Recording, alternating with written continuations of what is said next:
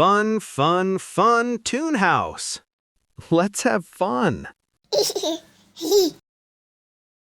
ஒரு அழகான பசுமை கிராமத்தின் நடுவே ஒரு நீல நிற ஆறு மெதுவாக ஓடிக்கொண்டிருந்தது.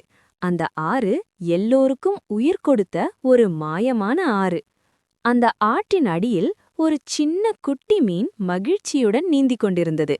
அது உலகத்தை ஆராய விரும்பும் ஒரு சுறுசுறுப்பான மீன். ஒவ்வொரு நாளும் அது கற்கள், செடிகள், ஒளிரும் மணல் துகள்களை பார்த்து ஆச்சரியப்பட்டு மகிழ்ந்தது. அந்த உலகம் அதற்கு ஒரு மாய உலகம் போல தோன்றியது. ஒரு நாள் அந்த ஆற்றின் நீர் மெதுவாக குறையத் தொடங்கியது. ஆற்றின் ஓசை மங்கியது. செடிகள் வாடத் தொடங்கின.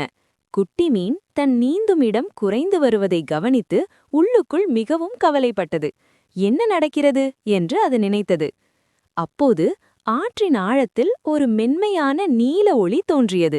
அந்த ஒளி மின்னி மின்னி ஆற்றை ஒளிரச் செய்தது.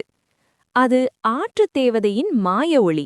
அவள் நூற்றாண்டுகளாக அந்த ஆற்றை காக்கும் சக்தி கொண்டவள் மற்றும் ஆற்றின் துயரத்தை அவள் உணர்ந்தாள். மனிதர்கள் நீரை அதிகமாக எடுத்ததால் அந்த ஆறு மெதுவாக வறண்டு போகும் அபாயத்தில் இருந்தது. இது மிக பெரிய ஆபத்து. குட்டி மீன், பறவைகள், தவளைகள், மரங்கள் எல்லாமே அந்த ஆற்றின் மீது நம்பியிருப்பதை நினைத்து மிகவும் சோகமடைந்தது. அது நீர் மேற்பரப்பிற்கு வந்து உலகத்தை பார்த்தது.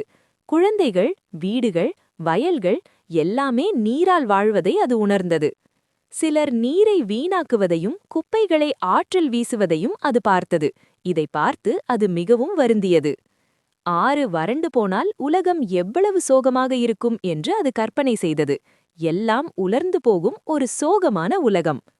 மெதுவாக மனிதர்கள் நீரின் முக்கியத்துவத்தை உணர்ந்து நீரை சேமிக்கத் தொடங்கினர். மரங்களை நட்டனர், ஆற்றை சுத்தமாக வைத்தனர். ஆற்றின் நீர் மீண்டும் உயர்ந்தது. மீன்கள் மகிழ்ச்சியுடன் நீந்தின, பறவைகள் குளித்தன, மரங்கள் பசுமையடைந்தன. குட்டி மீன் மகிழ்ச்சியுடன் நீந்தியது. இந்த கதை நமக்கு சொல்லும் பாடம்: நீரை சேமித்தால் வாழ்க்கை பாதுகாப்பு. ஒரு சொட்டு நீர் கூட உலகத்தை மாற்றும்.